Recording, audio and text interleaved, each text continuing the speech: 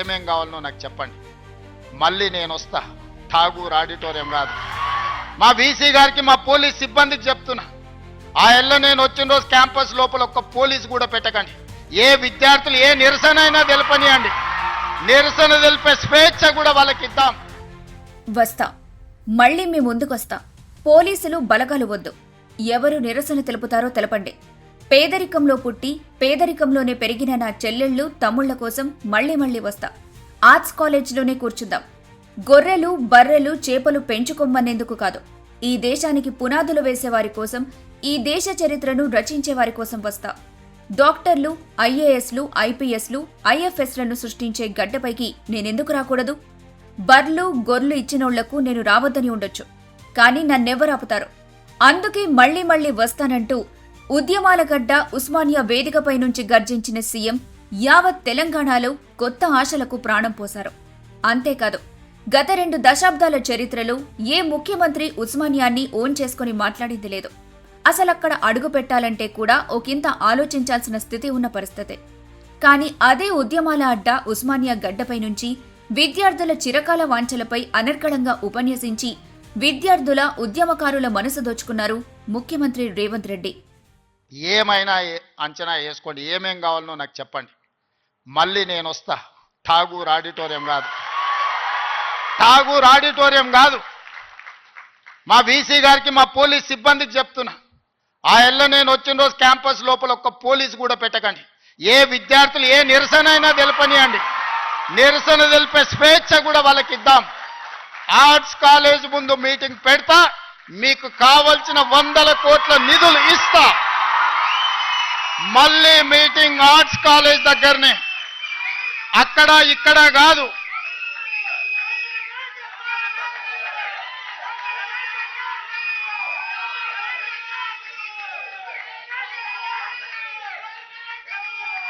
Arts కాలేజ్కి వచ్చిన రోజు డీజీపీ గారికి, సిటీ కమిషనర్ గారికి నేను ఆదేశాలు ఇస్తున్నా, ఒక్క పోలీసు కూడా క్యాంపస్ లోపల ఉండొద్దు. నేను వస్తా. ఎవరు వీళ్ళు?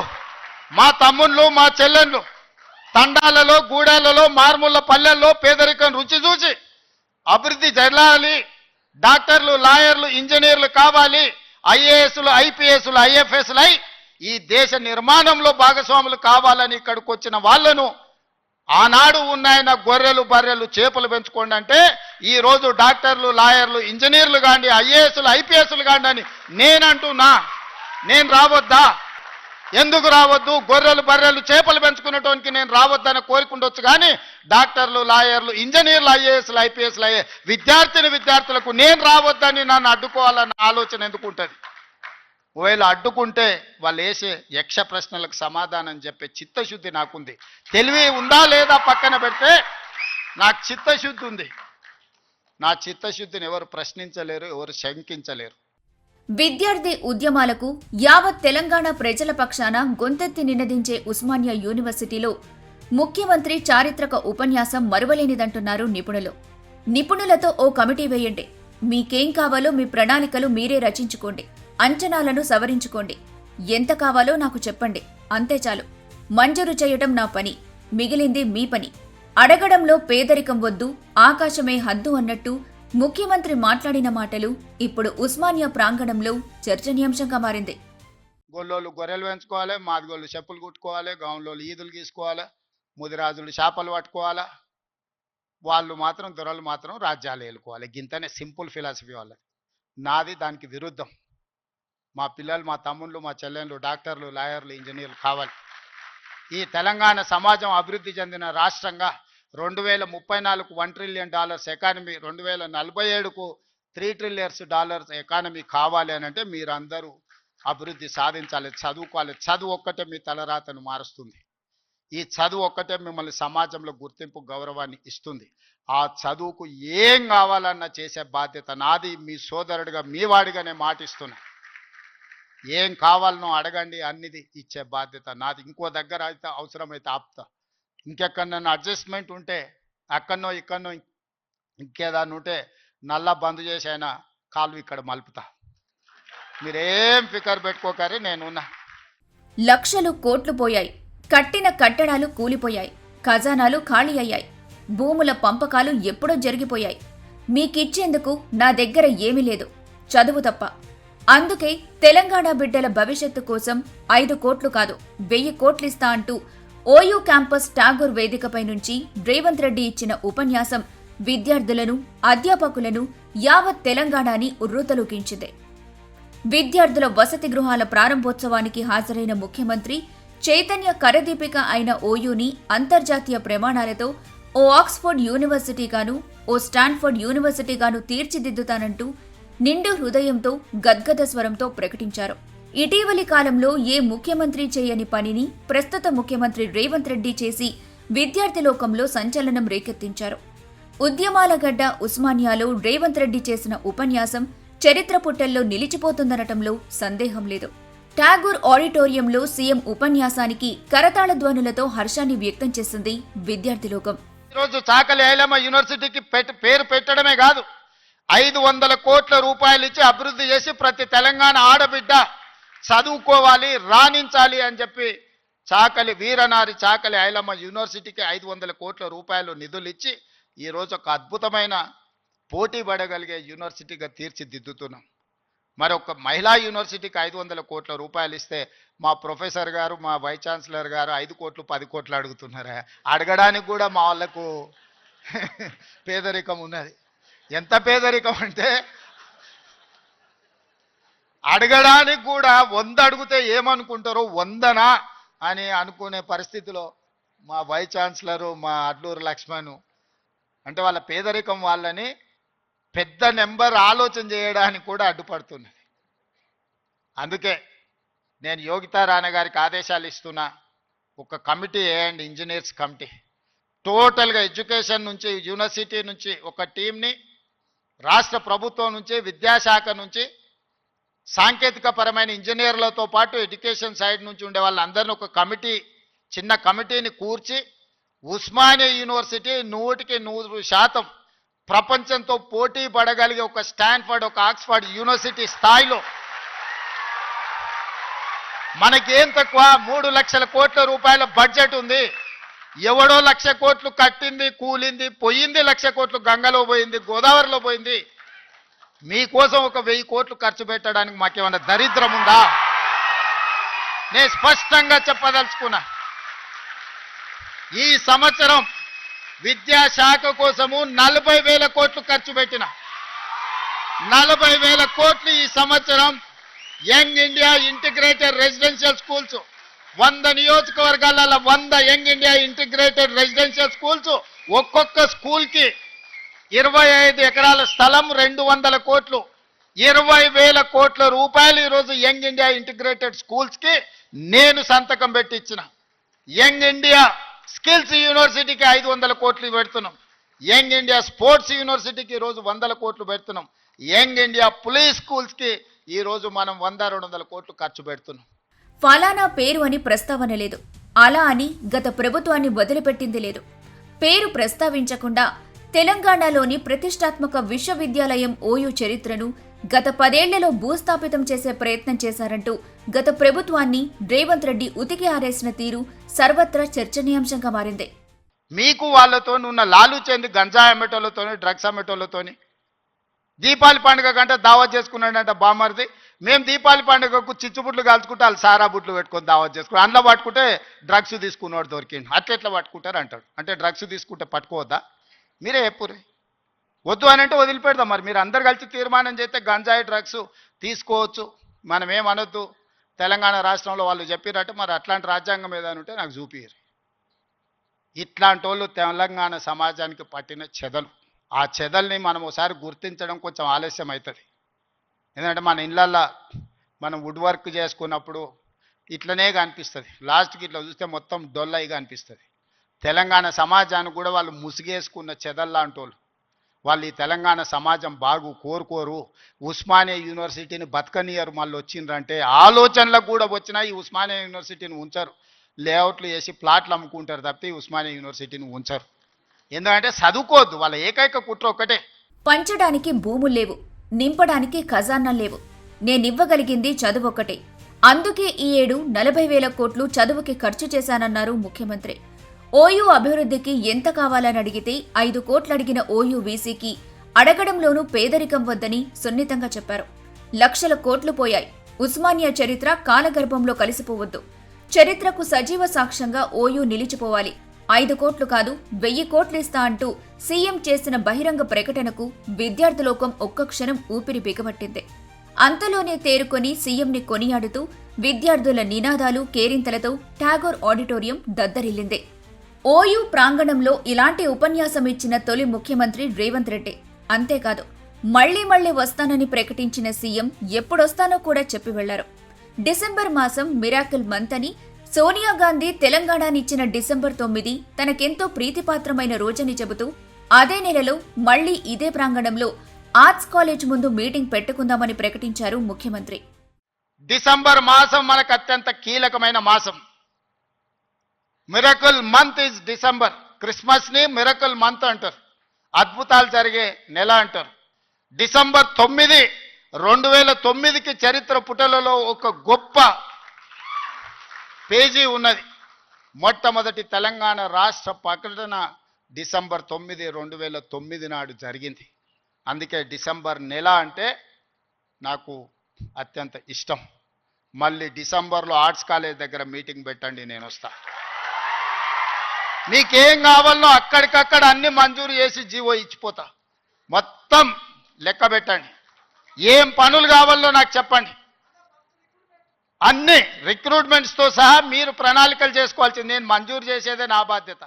తెలంగాణ పేరుకి పర్యాయ పదం ఓయూ అంటూ ఉపన్యాసం మొదలుపెట్టిన ముఖ్యమంత్రి ఉపన్యాసం ఆద్యంతం ఆసక్తికరంగా సాగింది. గత 20 ఏళ్లలో మరో ముఖ్యమంత్రి అడుగుపెట్టే సాహసం చేయని ఓయూ క్యాంపస్లోకి అడుగుపెట్టిన ప్రస్తుత ముఖ్యమంత్రి విద్యార్థుల హృదయాలను గెలుచుకున్నారు.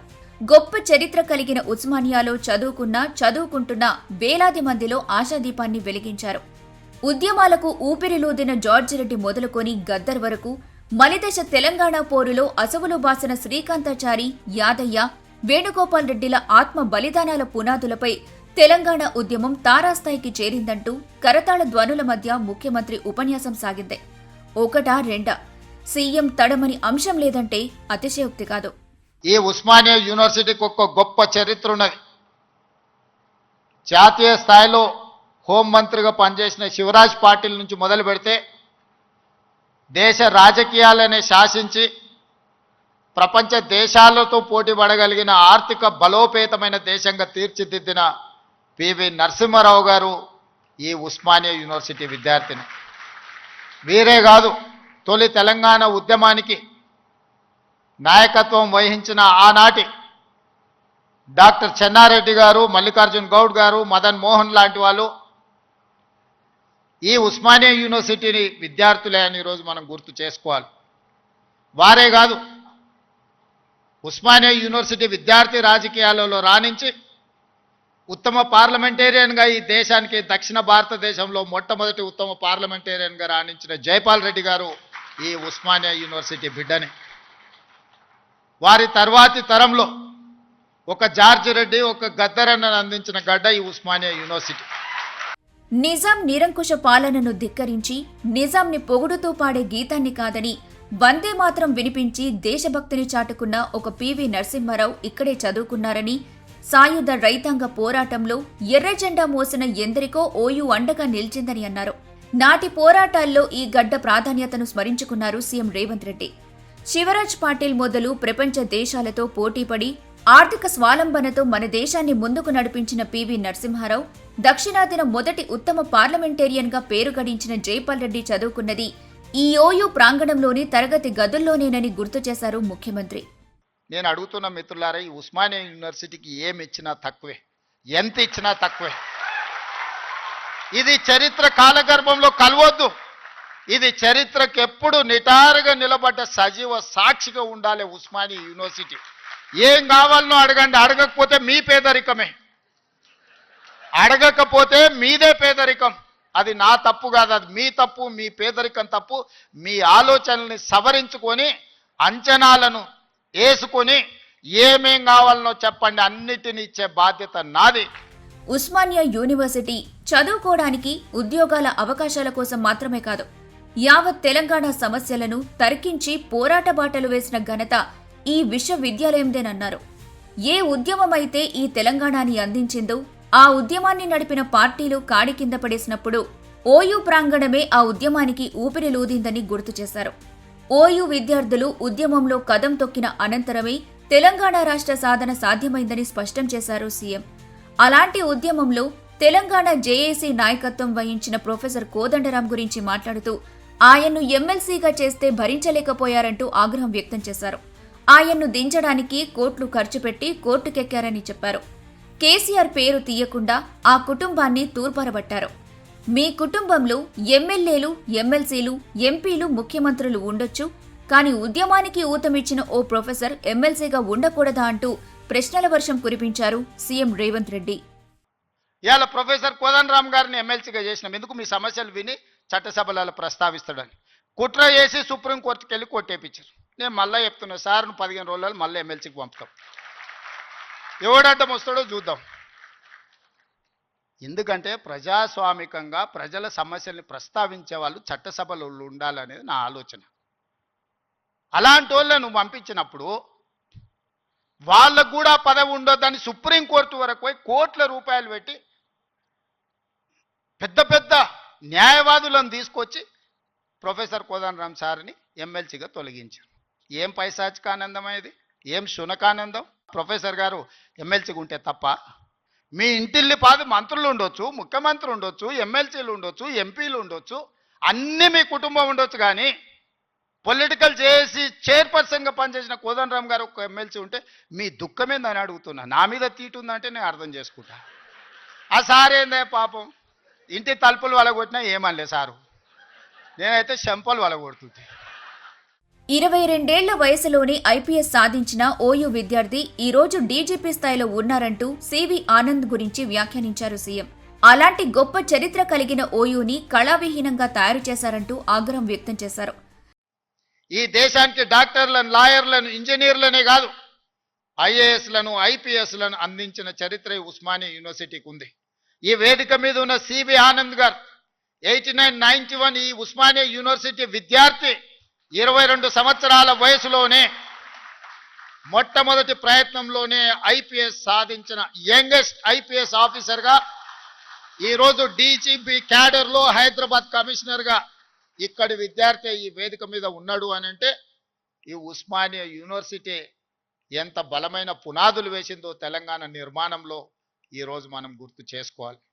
క్యాన్సర్ మహమ్మారిలా ఉస్మానియాని కొంచెం కొంచెంగా తినేస్తూ మొత్తంగానే యూనివర్సిటీని కాలగర్భంలో కలిపేసే ప్రయత్నం చేశారంటూ విమర్శించారు. 108 ఏళ్ల ఓయూ చరిత్రలో ఒక్క దళితుడు కూడా ఓయూ వైస్ ఛాన్సలర్ కాలేకపోయాడని, అది మేమే చేశామని ముఖ్యమంత్రి సగర్వంగా చాటుకున్నారు. తెలంగాణ సమాజానికి చైతన్యాన్ని అందించే ఈ ఉస్మానియా యూనివర్సిటీని కాల గర్భంలో కలిపేయాలని కుట్ర జరుగుతున్న సందర్భంలో ఖచ్చితంగా ఈ ఉస్మానియా యూనివర్సిటీ పూర్వ వైభవాన్ని మళ్ళీ ప్రారంభించాలి అనే ఒక గొప్ప ఆలోచనతోని నేను ముఖ్యమంత్రి అయిన మరుక్షణం ఉస్మానియా కాకతీయ యూనివర్సిటీలతో పాటు అంబేద్కర్ ఓపెన్ యూనివర్సిటీ నుంచి మొదలు పెడితే యూనివర్సిటీలను అన్నిటిని కూడా చదువుకే కాదు సామాజిక చైతన్యానికి వేదికలు కావాలి. ఈ యూనివర్సిటీల వైస్ ఛాన్సలర్కి ఒక సామాజిక స్పృహతో పాటు సామాజిక చైతన్యం ఉన్న వాళ్ళని నియమించాలి అని చెప్పి సామాజిక న్యాయాన్ని చేయడమే కాదు, చేసి చెప్పడమే కాదు, చేసి చూపించినాం. 108 సంవత్సరాల ఉస్మానియా యూనివర్సిటీ చరిత్రలో ఈ గడ్డ మీద ఒక్క దళితుడు కూడా వీసీ కాలేదు, వైస్ ఛాన్సలర్ కాలేకపోయింది. వాళ్ళ కుమార్ని ఒక దళిత బిడ్డని ఈరోజు మనం ఉస్మానియా యూనివర్సిటీ వైస్ ఛాన్సలర్గా చేసినాం. దళితుడని చెయ్యలే, ఆయనలో ఉన్న నైపుణ్యాన్ని, చదువును గుర్తించి చదువుకున్నవాడు ఈ సమాజానికి ప్రయోజకుడైతాడని చెప్పి ఈరోజు ఒక కుమారును వీసీగా నియమించడం జరిగింది. చదువులకే కాదు సామాజిక చైతన్యానికి ఓయూ వేదికవ్వాలి. నచ్చని సిద్ధాంతాన్ని సైతం చర్చించేందుకు, చర్చిస్తే వినేందుకు అంతా సిద్ధం కావాలన్నారు. వారిని చర్చల ద్వారా ఓడించి సాధించాలంటూ సీఎం చేసిన వ్యాఖ్యలు రాడికల్ భావ వ్యక్తీకరణగా వ్యాఖ్యానిస్తున్నారు నిపుణులు.